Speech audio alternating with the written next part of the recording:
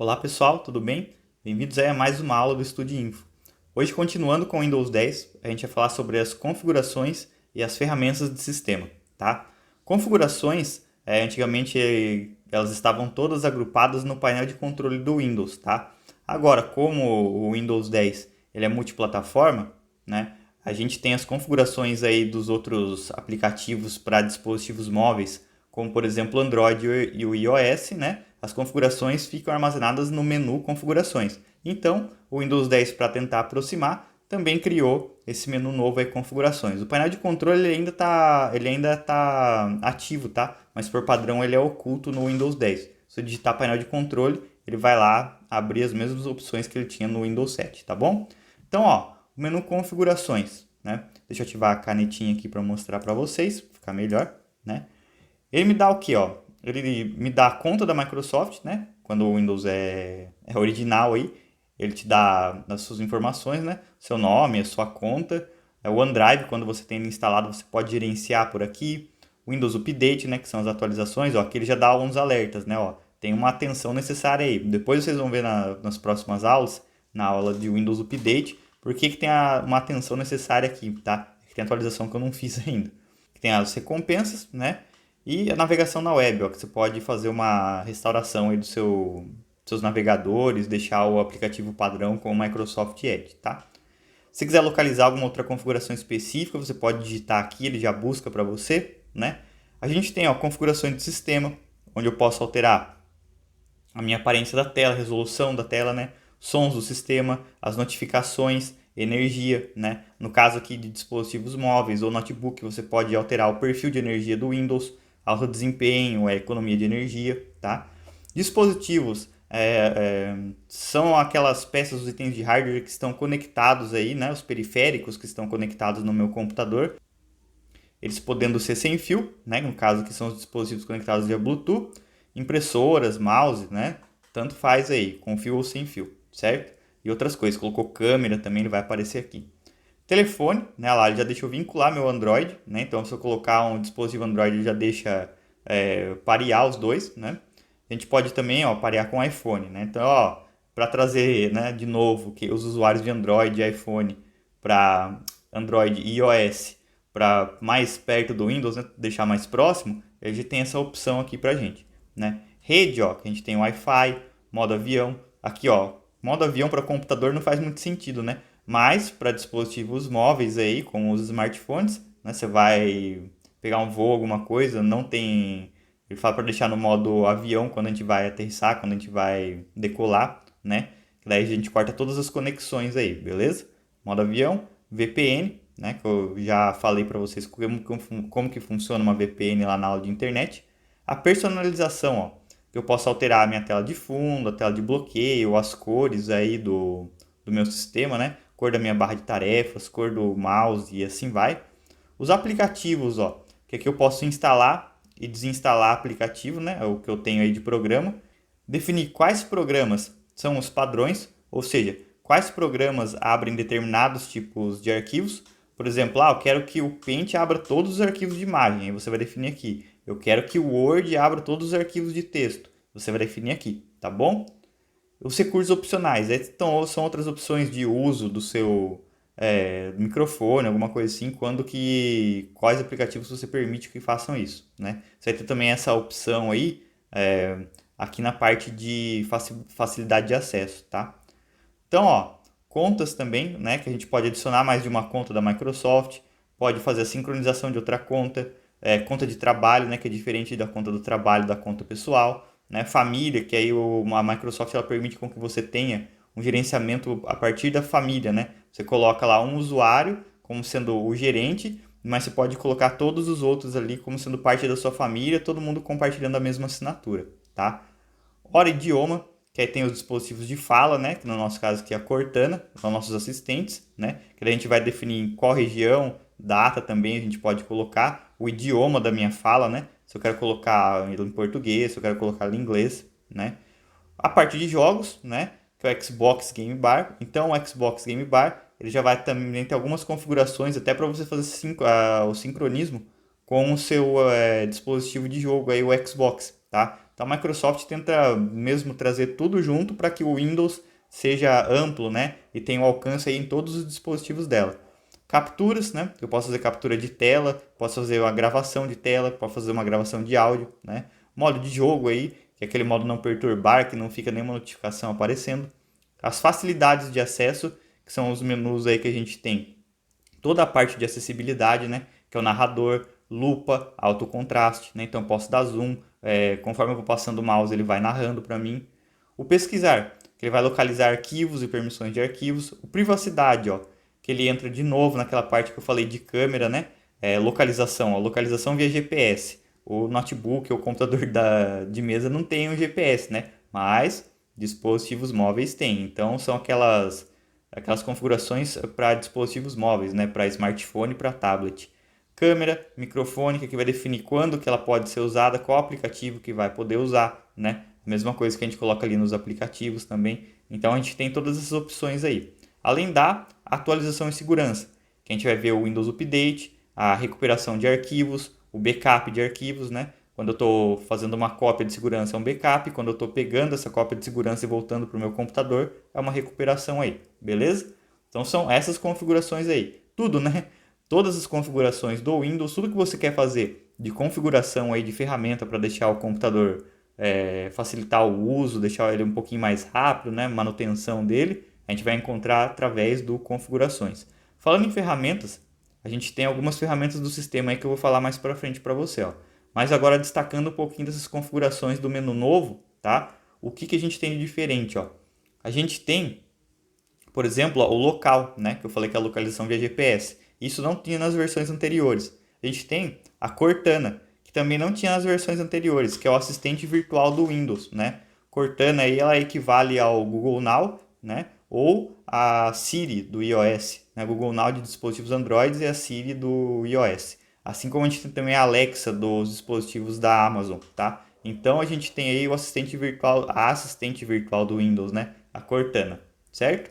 E tem também uma outra coisa interessante, que é o Windows Hello, que é a credencial de acesso. Ela é uma maneira mais pessoal da gente entrar nos nossos dispositivos Windows 10. Né? Não precisa ficar colocando senha sempre.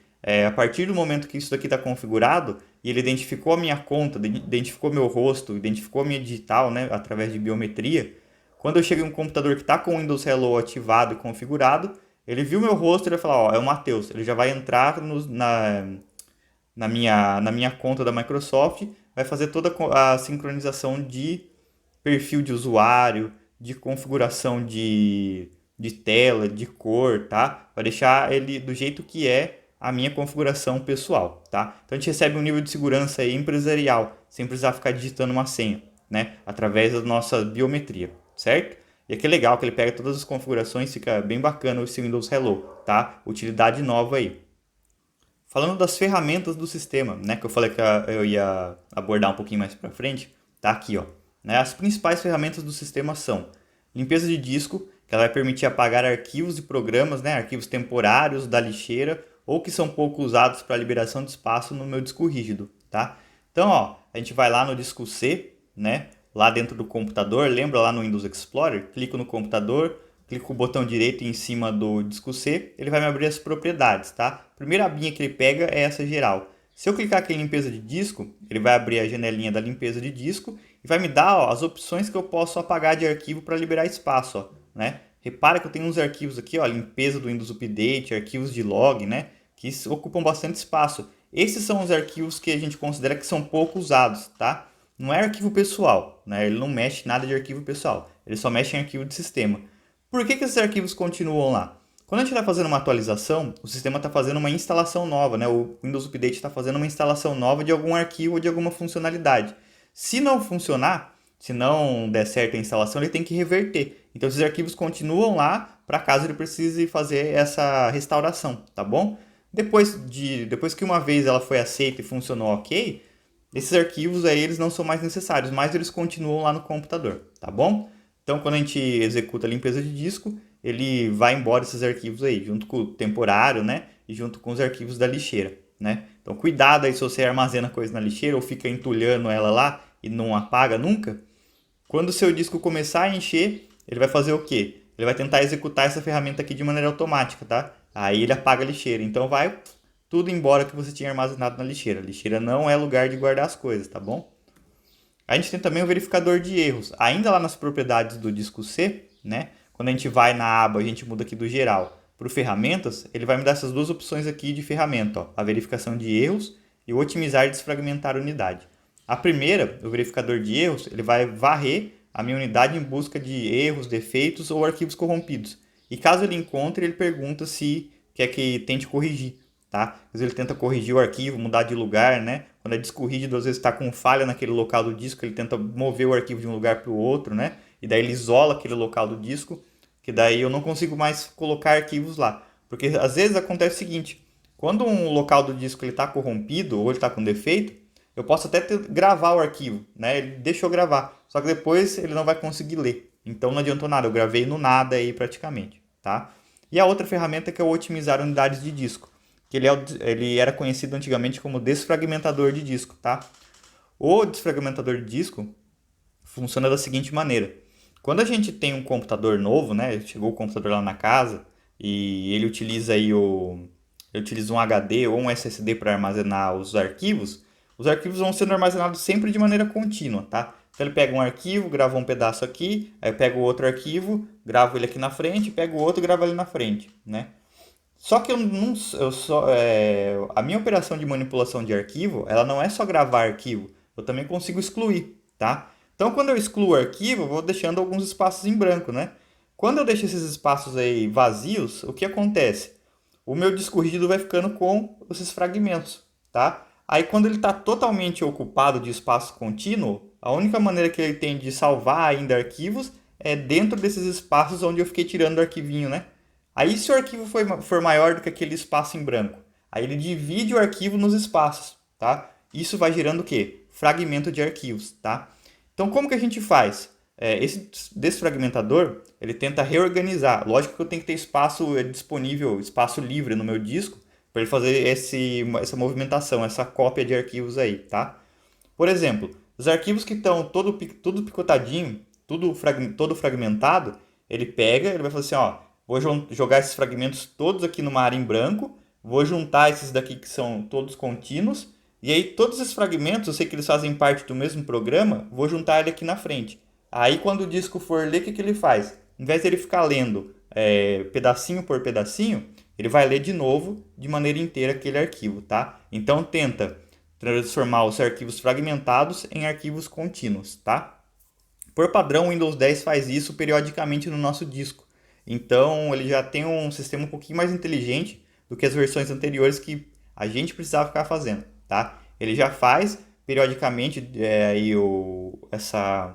tanto a verificação de erros quanto a otimização, a desfragmentação, tá? Repara que aqui no meu, ó, né, ele já fala tipo de mídia, ó, SSD, né, unidade de estado sólido. Ele fez uma última análise tal dia, né? Tá ok, não precisa fazer nada, né? Então ele fala assim, as unidades estão sendo analisadas numa cadência programada e otimizada, né? Beleza? Então não tem nenhum, que ele não falou que eu não preciso fazer, tá? Dá uma olhadinha no disco de vocês aí, talvez seja necessário fazer, deixa o computador um pouquinho mais rápido, tá? Mesma coisa com o verificador de erros, né? Repara que aqui, ó, ele também falou que não é preciso verificar a unidade, certo? Que ele já vai fazendo de maneira automática aí. Outra ferramenta que é muito legal é o backup. Backup, ele é uma cópia de segurança, tá? Ele permite transferir arquivos do HD para outras unidades de armazenamento.